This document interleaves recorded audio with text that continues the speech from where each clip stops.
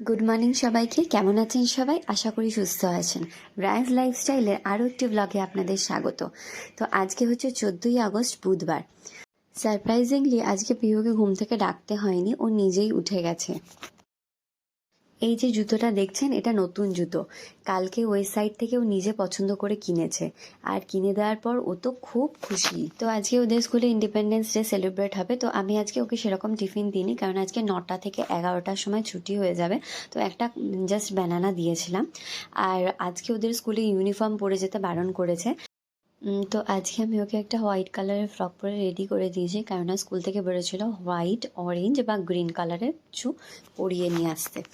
আর ও কালকে রাত্রি থেকেই বলেছিল আমি কিন্তু ওই নিউ শুজটা পরে যাব। ওদের স্কুলে জানেন তো এসি আছে, প্রত্যেকটা ক্লাসরুমে একটা করে এসি।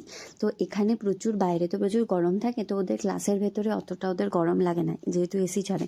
ওই জন্য এই মোটা জামাটা আমি পরিয়ে দিয়েছি, কেননা এই মোটা জামাটায় ওর কোনো কমফোর্টেবলই থাকবে, অসুবিধা হবে না।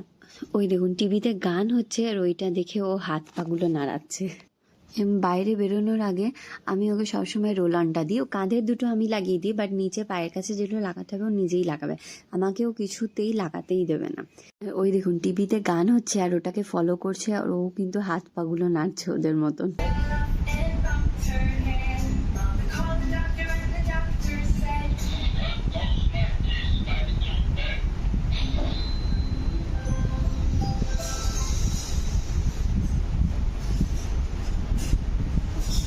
ওই দেখুন নিজের নতুন জুতোটা নিয়ে বসে গেছে, ওটা পরবে বলে।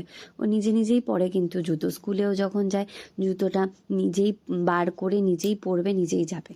এটাও তাই, পরাগুলো খুব সহজ, তো এগুলো পরতে অসুবিধা হয় না, তাই জন্য বাচ্চারা পরতে পারে। এখন জুতোর কালারটা কিন্তু ও কিন্তু দারুণ পছন্দ করেছে। জুতোটাও যখনই দেখতে পেয়েছে তখনই কিন্তু সঙ্গে সঙ্গে গিয়ে উঠিয়ে নিয়েছে যে মাম্মা আমি এটা নেবো, এটা নেবো। তারপর পরিয়ে দেখলাম যে হ্যাঁ ঠিক আছে, চলো।